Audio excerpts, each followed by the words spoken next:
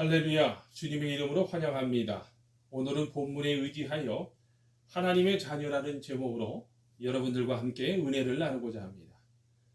여러분, 이런 말이 있습니다. 자의식은 DNA보다 강하다라는 말인데, 여러분도 다 잘 알다시피 자의식은 자기가 누구인지 인식함을 말하는 것이고, DNA는 유전자를 가리키는 겁니다. 여러분, 이런 이야기가 있습니다. 어느 나라가 적의 공격을 받아 성이 함락되었어요. 그래서 이때 훗날을 위하여 핏덩이인 어린 왕자를 거린에게 맡기고 종의 핏덩이인 어린 자식을 왕자로 삼았습니다. 그런데 세월이 흘러 왕자인 줄 안 종의 자식은 꿈을 키워가지고 왕국을 되찾았지만, 거린으로 자란 왕자는요, 비로한 인생을 살다가 끝내 거린으로 죽었다는 이야기인데, 우리는 여기서 중요한 교훈 하나를 배울 수 있습니다. 내가 누군지 자기 정체성을 아는 것이 무엇보다 중요하다는 겁니다. 어떠세요, 여러분? 누구십니까? 누구라고 생각하십니까? 오늘 읽은 말씀에 우리는 하나님의 자녀라고 합니다. 어떤 신학자들은요, 예수님의 공생의 시작은 나는 하나님의 아들이라는 확실한 정체성의 토대에서 시작했다고 했습니다. 그렇습니다, 여러분. 이런 자의식이 언제부터 있었을까에 대해서는 여러 학설이 있지만, 이처럼 하나님의 자녀라는 확신은 우리 믿음의 엄청난 변화와 함께 행동으로 실천할 수 있게 해줍니다. 그렇다면 여러분, 하나님의 자녀란 어떠한 자일까요? 첫 번째입니다. 예수 그리스도를 믿는 자입니다. 요한복음 1장 12절에서 13절을 보면, 영접하는 자 곧 그 이름을 믿는 자들에게는 하나님의 자녀가 되는 권세를 주셨으니 이는 혈통으로나 육종으로나 사람의 뜻으로 나지 아니하고 오직 하나님께로부터 난 자들이라고 했습니다. 예수 믿어야 거듭납니다. 그래서 요한복음 3장 5절과 6절에서 진실로 진실로 내게 이르노니 사람이 물과 성령으로 나지 아니하면 하나님의 나라에 들어갈 수 없느니라. 육으로 난 것은 육이요 영으로 난 것은 영이라고 했던 건 아니겠습니까? 또한 히브리서 2장 11절에서는 거룩하게 하시는 이와 거룩하게 함을 입은 자들이 다 한 근원에서 난지라. 그러므로 형제라 부르시기를 부끄러워하지 아니하셨다고도 했습니다. 그렇다고 여러분, 서자도 아닙니다. 우리는 정식으로 태어난 적자입니다. 세상 양자와 같은 그런 양자도 아닙니다. 세상 양자는요, 내가 낳지 않아도 양자 삼아 아들이 되지만, 하나님의 양자는 하나님께로서 거듭나서 자녀되기 때문입니다. 여러분, 구원론 교리에 양자라는 말이 나오지만 이는 법적인 것이고 실제는 하나님께로부터 나오니까 하나님의 자녀입니다. 예수님은 하나님의 아들이시요 나의 유일한 생명의 구주이심을 믿으시기 바랍니다. 진실로 믿는 자는 구원받은 자입니다. 성령으로 거듭나지 않고서는 하나님을 나의 아버지라 예수를 주라고도 할 수 없습니다. 이것은 은혜 중에 은혜이고 기적 중에 기적입니다. 구약의 최고의 기적은요, 예수 그리스도의 동정녀 탄생이라면요, 신약의 가장 큰 기적은 죄인이 예수 믿어 하나님의 자녀로 인침받고 성령으로 거듭나는 겁니다. 두 번째입니다, 여러분. 하나님의 자녀란 아버지를 닮은 자입니다. 요한일서 3장 10절을 봅니다. 이러므로 하나님의 자녀들과 마귀의 자녀들이 드러나나니 무릇 의를 행하지 아니하는 자나 또는 그 형제를 사랑하지 아니하는 자는 하나님께 속하지 아니하리라. 여러분, 지금 뭐라고 합니까? 마귀의 자녀는 마귀를 닮았고 하나님의 자녀는 하나님을 닮았다고 합니다. 여러분, 각자의 걸으로 봅니다. 누구를 더 닮았는지 하나님을 더 닮으시길 바랍니다. 하나님은 거룩하시고 하나님은 진실하시고 정의로우시며 사랑이십니다. 우리 역시 그래야 합니다. 그래서 에베소서 4장 24절에 하나님을 따라 의와 진리의 거룩함으로 지으심을 받은 새 사람을 입으라. 다시 말해 하나님을 따라 하나님을 닮으라는 뜻입니다. 자녀는 뭐가 닮더라도 닮습니다. 김동인 작가의 발가락이 닮았다는 단편 소설의 제목처럼요, 자녀는 뭐가 닮더라도 닮습니다. 그래서 예수님께서는 나를 본 자는 아버지를 보았느니라고 하셨습니다. 예수님이 아버지를 닮으신 것처럼 우리가 진정 하나님의 자녀라면 아버지를 닮고 예수님을 닮아야 합니다. 세 번째입니다, 여러분. 하나님의 자녀란 천국의 상속자입니다. 마태복음 25장 34절을 보면요. 내 아버지께 복받을 자들이여 나와 창세로부터 너희를 위하여 예비된 나라를 상속하라고 했습니다. 또 마태복음 19장 29절에서도 영생을 상속하리라고 하셨습니다. 하나님의 나라와 아버지 좋은 모든 것이 다 자녀된 우리의 것이라고 합니다. 그뿐일까요? 이 땅에서도 구하는 모든 것을 다 받을 수 있다고 합니다. 그래서 마태복음 7장 9절과 11절을 보면요. 너희 중에 누가 아들이 떡을 달라면 돌을 주며 생선을 달라면 뱀을 줄 사람이 있겠느냐? 너희가 악한 자라도 좋은 것으로 자식에게 줄 알거든. 하물며 하늘에 계신 너희 아버지께서 구하는 자에게 좋은 것으로 주시지 않겠느냐고 하셨습니다. 그러므로 자녀라는 확신 가지고 믿고 구하시길 바랍니다. 이 확신이 우리에게 당당한 믿음을 갖게 하고 무엇이든지 구하는 것을 얻게 합니다. 그러므로 나는 하나님의 자녀라는 말을 하루에 100번씩 하시기 바랍니다. 나는 하나님의 자녀야, 나는 하나님의 자녀라는 믿음을 가지면요 어마어마한 담대한 믿음이 생깁니다. 그리고 하나님의 자녀답게 진리와 정의와 공의를 쫓아 행동할 수 있게 되는 겁니다.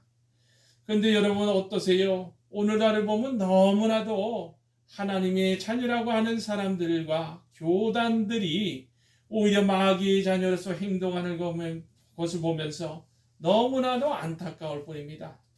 과연 이런 사람들이 천국의 상속자로서의 삶을 살고 있는 사람들인가라는 의심이 들 정도의 충격적인 일들이 너무나도 빈번하게 발생하고 있어 가슴이 답답합니다. 그것도 교단의 이름으로 하나님의 말씀과 정반대로 행하는 것을 보면요 너무나 부끄럽기도 해요.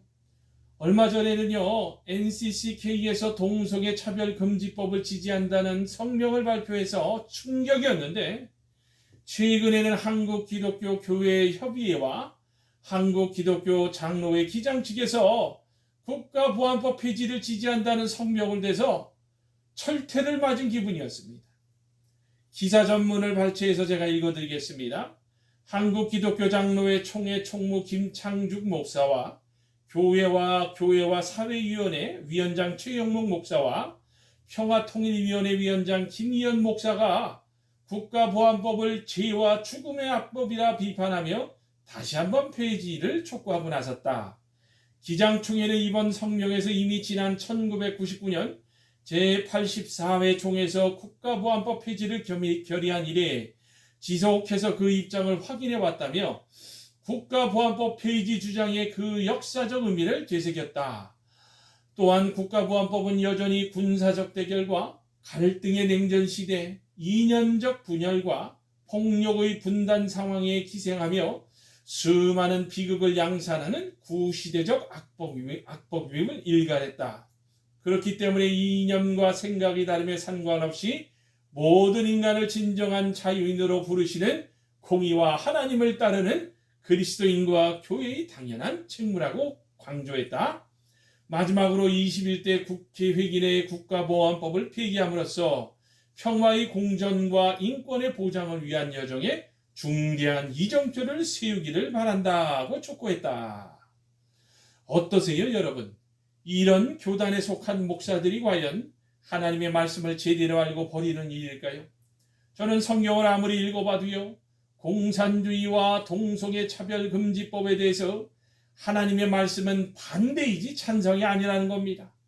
어떻게 성령과 악령이, 어떻게 천사와 벨리알이, 어떻게 빛과 어둠이 같이 할 수 있겠어요? 여러분, 우리는 국가보안법 폐지를 강력히 반대해야 합니다. 국가보안법은 공산주의자들의 전복 활동을 저지하고 자유대한민국을 지킬 수 있는 유일한 법입니다. 대한민국을 지켜온 국가보안법을 문재인과 주사파 정당들이 폐기하려 하고 있습니다. 문재인 정권은 국가정보원, 국군기무사령부, 공안경찰을 무력화시키고 마지막으로 국가보안법 폐지를 위해 미쳐 날뛰고 있습니다. 대한민국 헌법을 파기하려는 것이 제정신입니까? 절대 좌시하면 안 됩니다. 사랑하는 여러분, 우리는 천국을 상속받는 하나님의 자녀라는 정체성을 분명히 할 수 있어야 합니다. 사단마귀도 보니까요, 예수님께서 하나님의 자녀라는 것이 얼마나 위대했으면 공생애를 준비하시는 기간에 나타나서 어떻게 질문을 했다고 합니까? 마태복음 4장 3절과 6절을 제가 읽어드립니다. 시험하는 자가 예수께 나와서 이르되 네가 만일 하나님의 아들이여든 명하여 이 돌들로 떡덩이가 되게 하라. 6절입니다. 이르되 네가 만일 하나님의 아들이여든 뛰어내리라 기록되었으되 그가 너를 위하여 그의 사자들을 명하시리니 그들이 손으로 너를 받들어 발이 돌에 부딪히지 않게 하리로다 하였느니라. 사랑하는 여러분, 하나님의 자녀라는 특권은요, 사단마귀도 인정하는 확실한 안전장치입니다. 주님의 이름으로 부탁드립니다. 많은 사람들이 교회를 다닌다고 하지만 자신이 어떤 사람인 줄 모르고 사단마귀에 넘어지는 사람이 많아요. 하나님의 자녀는 그 어느 누구도 줄 수 없는 영원한 생명의 비밀을 소유한 자요, 다음 생을 이미 알고 들어가는 비밀의 열쇠를 가진 자들입니다. 그러므로 이 땅을 살면서 사단마귀에게 주눅들며 싸다가 넘어지는 것이 아니라 하나님의 자녀라는 그 믿음을 가지고 예수 이름으로 명령하면 이 세상에서 사단마귀를 물리치는 역전의 삶을 살 수 있습니다. 여러분 잘 아셔야 합니다. 사단마귀는 거짓말쟁이입니다. 죽이는 자입니다. 그러나 우리 좋으신 예수님은요, 진리이십니다. 길이십니다. 생명이 되신다는 것을 절대로 놓치지 마시고 어떤 시련과 역경과 환난이 닥친다 할지라도 이겨내시기를 주님의 이름으로 부탁드립니다. 마지막 네 번째입니다. 여러분, 하나님의 자녀는 그와 같이 될 날이 옵니다.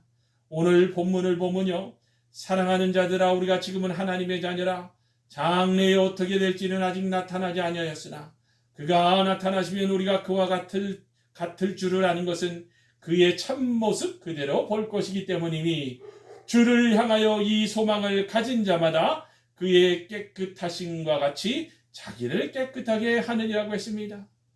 어떠세요 여러분? 현재 우리의 삶이 하나님의 자녀라는 이름만 가지고 있다고 해서 과연 완벽한 성화의 삶을 살았다고 자신할 수 있는 분들이 얼마나 계십니까? 이거야말로 불가능에 가까운 일이 아닐까요? 그러나 방금 읽어드린 말씀처럼 우리 좋으신 주님께서 재림하시는 그날이 오면 저와 여러분 우리 모두도 영광의 예수님처럼 온전히 거룩해지고 영광스럽게 빛나게 된다고 합니다. 그러므로 우리는 이 땅을 살면서 성령님의 인도를 받으며 예수님만큼 잘하는 것이 아버지의 뜻이라는 것을 잊어서는 안 됩니다. 그래서 빌립보서 3장 20절과 21절에서 우리의 시민권은 하늘에 있는지라 거기로부터 구원하는 자 곧 주 예수 그리스도를 기다리노니 우리의 낮은 몸을 자기 영광의 몸의 형체와 같이 변하게 하시리라고 했고, 또 에베소서 4장 13절에서 15절에서도 우리가 다 하나님의 아들을 믿는 것과 아는 일이 하나가 되어 온전한 사람을 이루어 그리스도의 장성한 분량이 충만한 데까지 이르니 오직 사랑 안에서 참된 것을 하여 범사에 그에게까지 잘할지라. 그는 머리니 곧 그리스도라고 했습니다. 여러분, 이것을 바로 아는 것이 곧 살 길입니다.